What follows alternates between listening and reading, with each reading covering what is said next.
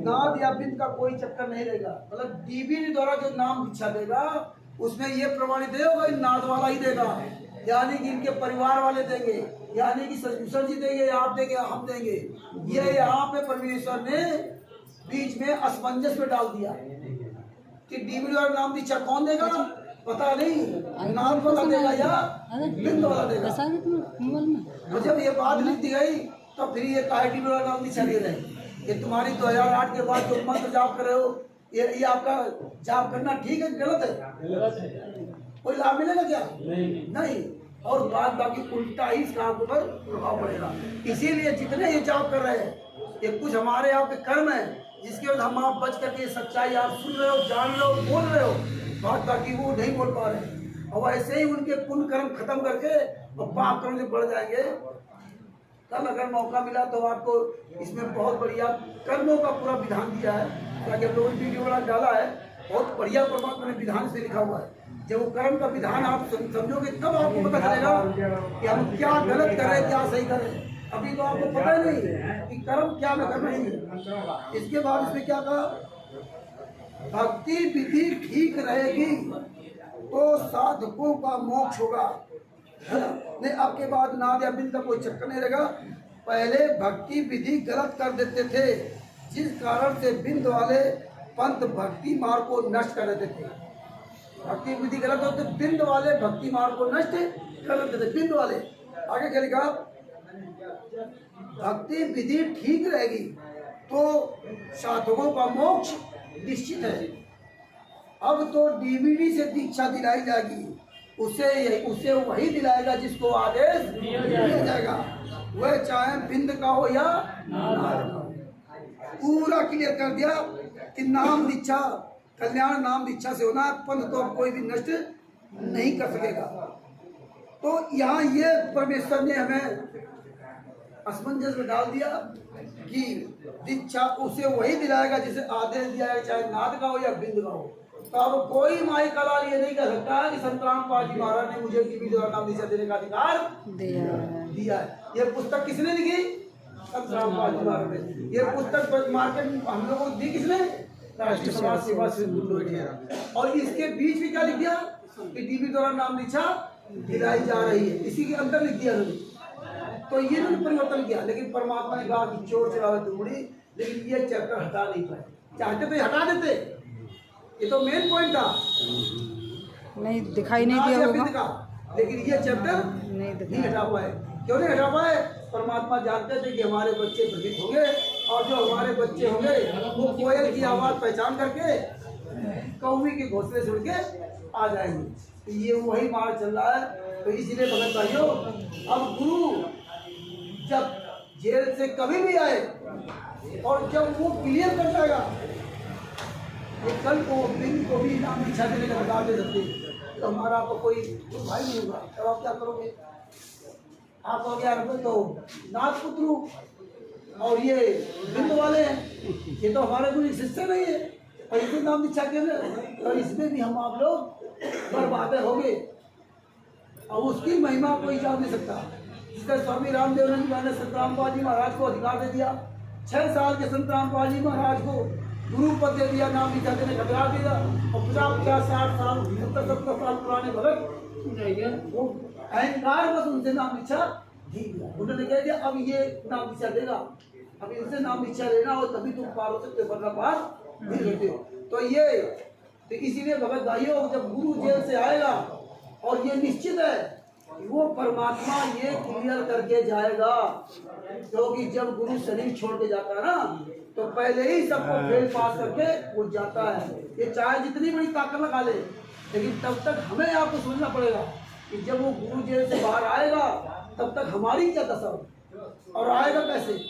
इसलिए ये निश्चित है मेरा गुरु को जरूर आएगा।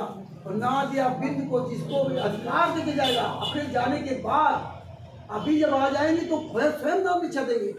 उनके जाने के बाद जब इस पृथ्वी पर नहीं रहेंगे तो वही नाम दीक्षा देगा जिसको अधिकार दिया जाएगा।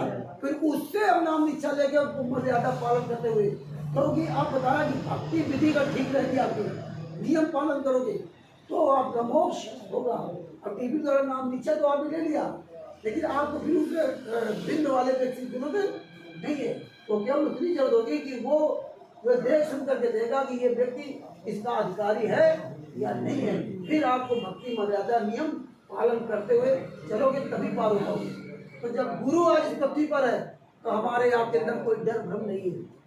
अब जब गुरु इस पृथ्वी पर रहेगा नहीं तो डर किस बात का? भाई अब तो है ना आपको देती हैं, आज आपको बुलवाए हैं, आज आपको मतलब ऐसे मतलब अपने कस्टडी में लिए हुए हैं, तो कल गुरु नहीं रहेंगे तो आपको मजबूरन सब कुछ करने पड़ेगा। अब कर रहे हो। बरवाला आश्रम में गुरु जी क्या कहते थे? जबकि सब व्यवस्था थी उनके हाथ में, फिर भी गुरु जी क्या कहते थे? जब तुम यहाँ आते हो तो हम काल से तुम्हारी गारंटी लेते हैं, हम जिम्मेदारी लेते हैं। जो जितनी दूर का भगत होता है उतनी दूरी का हम उससे जिम्मेदारी लेते हैं कि इसको इतने दिन का, इतने समय का, इतने घंटे की छूट दे दो और इसके बाद हम तुमको फिर वैसे तुम्हारे पास दे देंगे। इसलिए परमेश्वर कहते थे जब आओगे तो अपने गुरु के दर्शन करोगे। भक्ति मर्यादा तो हमारी थी नहीं, लेकिन गुरु के दर्शन, उनका आशीर्वाद हमें बचाता रहा। और 18 नवंबर 2014 के बरवाला कांड के पहले आप बताइए एक भी भगत किसी का भी मृत्यु हो बताओ ट्रेन एक्सीडेंट पे या आपके गांव गली क्षेत्र में? आप लोग तो बहुत पुराने भगत होंगे, आप बताइए 2014 बरवाला कांड के पहले चाहे जहां हो जाए, भारत हो जाए, नेपाल हो चाहे जहां हो, किसी भगत की कोई अगर दुर्घटना मृत्यु होती हुई बताओ? बरवाला कांड में गुरु जी के सामने 5 महिला बच्ची हत्या कर दी कभी हुई बताओ? तो हमें वो आशीर्वाद उनका फलता रहा कि जो हम जाते थे इतनी श्रद्धा भाव लेकर के, हमारे कर्म बनते थे जो हम उनके लिए, जो पैदल चलना हुआ या ट्रेन से चलना हो गए, तो परमेश्वर के वो परमेश्वर हमारी काल से जिम्मेदारी लेते थे। इसलिए हमारे आपको बचते रहे। अब कौन जिम्मेदारी लेने वाला है? इसीलिए परमेश्वर कहते थे यहाँ आओगे, परमात्मा के दर्शन करोगे, परमात्मा के मुकबल से। जब हम लोग सत्संग वहाँ बैठते थे, टीवी के सामने सत्संग नाम दीक्षा लिया तो आपके अंदर कोई डर था क्या? डर था। आप विचार कीजिए, डर था भगत जी। मैं टीवी के सामने बैठ के नाम दीक्षा लिए तो कोई डर था क्या? नहीं डर था भगत जी, हमको डर था। हमने सवाल भी किया उनसे। टीवी के आगे बता रहे ना? हाँ, टीवी के घर बरवाला के अंदर। बात नहीं है, टीवी में गुरु जी से जब नाम दीक्षा ले रहे हो तो टीवी में गुरु जी से क्या सवाल करोगे? तो वो कह रहे हैं कि जब हम टीवी के सामने बैठे हैं वो तो आपको ऐसे सवाल किया होगा किसी से, लेकिन हमने गुरु से कोई तुरंत सवाल किया, कोई बात किया और हमारे अंदर कोई डर नहीं था क्योंकि टीवी चल रही है। देखो एक दिमागी जो आदमी का ये माइंड क्रिएट किया था ना, आपको पहले पता हो टीवी चल रही है, रिकॉर्डिंग है, रिकॉर्डिंग में तो आपको पहले ही बोला था कि वो तो चल रही हो, चाहे जरूर उठा दो। और सबसे बड़ी क्या बात है, जब आप गए अब वो रिमोट से चालू करा टीवी तो गुरु जी कंट्रोल किसी हम दूंगा चालू किया तो बोलने लगे, वो तुम्हारा इंतजार थोड़ी करेंगे, अपने समय पर चुप हो जाएंगे।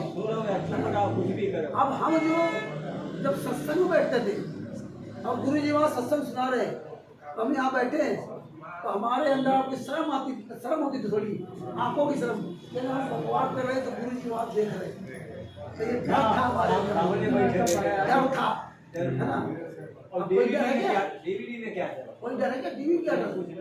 तो यही चीज होती है कि परमेश्वर ने हमें आपको इतना सबूते रखा है। और एक दिन निश्चित है हमारे गुरु जी जेल से बाहर आएंगे। आप निगेटिव सोचना बंद कर दीजिए। वो असंख्य ब्रह्मांडों के मालिक हैं, परमात्मा उनके साथ में, और इतना बड़ा आशीर्वाद दिया उनके गुरु ने। क्या कहा था कि मैं तेरे साथ हमेशा रहूंगा, विश्व में तेरे समान कोई नहीं होगा। आशीर्वाद था उनका गुरु का।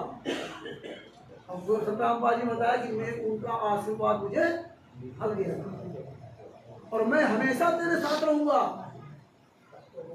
ये सबसे बड़ा आशीर्वाद। अगर जेल में भी है तब भी उनका गुरु के साथ में। इसीलिए कहा था गुरु कभी तुम्हारा मत सोचना, इस पृथ्वी से भी गुरु और छोड़ के चली चला स्थलों में, तभी उन्होंने कहा आ गए अमर स्थान गई छोड़ तरफ दासी। तो जहाँ गुरु तुम्हारा बैठा वहाँ ध्यान लगाओगे तो तुम्हारा कल्याण होगा। यहाँ फोटो लगा देंगे, इसमें देख करके कल्याण तुम्हारा नहीं होगा। यही तुम्हारे महेंद्र भगत जी आए थे 2023 में जब पुस्तक लॉन्च हुई थी, ये ज्ञान अमृत विसर्जन का 20वां पुस्तक, आप जो भाई बहन आए होंगे तो शायद आपको याद होगा जब वहाँ हम लोगों ने ज्योत का प्रोग्राम नहीं रखा था, ना ज्योत जलाई थी और ना फोटो लगाई थी वहाँ पे ना, तब उन्होंने आप लोगों के बीच में खुद सोच रहे थे क्या ज्योत नहीं लगाएगी, क्या ये नहीं लगाया। हम खाना खा रहे थे, भंडारा कर रहे थे, तो हमें बताया लोगों ने क्या रूम अंदर जैसे चुपचाप से कह रहे हैं, कोई बात नहीं कहने देते। फिर शाम को जब इनका बातचीत क्लास में चालू हुआ था तब फिर अपने उसने कहा था महेंद्र जी से, यार एक टीचर अगर आपको कोई यहाँ असुविधा लग रही है तो आपको हमसे या इनसे बताना चाहिए। आप जितने लोग आए हो, अगर किसी भी प्रकार की कोई असुविधा आपको नजर आती है, लीगल असुविधा, बात है कि उठना बैठना खाना पीना भाई कम ज़्यादा हो सकता है ना। हाँ, अगर क्योंकि हम यहाँ खाने के लिए नहीं है, और मुझे ये पता है आप लोग यहाँ खाने के लिए नहीं आ रहे हो, आप ये नहीं कि हमारी तारीफ कर रहे हैं, लेकिन ये हमको भी बताओ परमात्मा देख रहा है कि अब तुम यहाँ लड्डू जलेबी खाने नहीं आए हो, और तुम्हारे साथ कोई अकाज हो ही नहीं सकता। ये मेरा नहीं, आप गुरु के लिए आए हो, और आप कितना कहाँ से पैसा खर्च करके आए हो।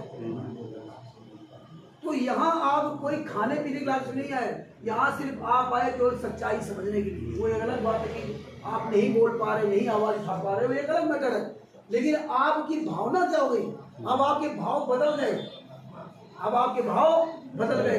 पहले हम लोग जाते थे हरियाणा में, किस लिए जाते थे, लालच में जाते थे कि मेरा नाम शुद्ध हो जाएगा, एक हाजिरी मिल जाएगी, यही था ना। हम भी गए सतनाम में, सतनाम मिल जाएगा। आज ऐसे हमारे भाई बहन फंसे हुए उनके साथ में, आज उनके साथ में फंसे हुए, और या बरवाला जाते थे तो बढ़िया खाने पीने वाली व्यवस्था थी। या आज भी जो भाई बहन जा रहे हैं वो किस जा रहे हैं, लड्डू जलेबी दिखाया जा रहा। लेकिन आज हम आप लोग लड्डू जलेबी को त्याग दिया कि मुझे लड्डू जलेबी नहीं चाहिए। आपके अंदर वो सोच पैदा हो गई यार हमें लड्डू जलेबी खाना होगा तो हम बरवाला क्यों जाए, हम ही सारा इनको दान पाठ दसवान का ज्योत का पैसा दे, हम ही इनको गेहूं दाल चावल दे, और फिर वही बेच करके और फिर हमें बुलाओ भंडारा करोगे, और फिर यहाँ से जाएं हजारों रुपया खर्च करें, और हजारों रुपया खर्च करने के बाद बंदी छोड़ वहाँ हम हजारों रुपया खर्च करके फिर लड्डू जलेबी खाया, और फिर पिछवाड़े में लात मारी जाती है कि भाग यहाँ से। कितनी बेइज्जती के साथ आप रहते, आप वहाँ रुक नहीं सकते। हमारे जब यहाँ आपको आप रुक नहीं सकते, अगर गलती में कहीं रुक गए तो आपका नाम तमाम तरह की आपको आपके परमेश्वर की ये दया है कि आप लोग अपने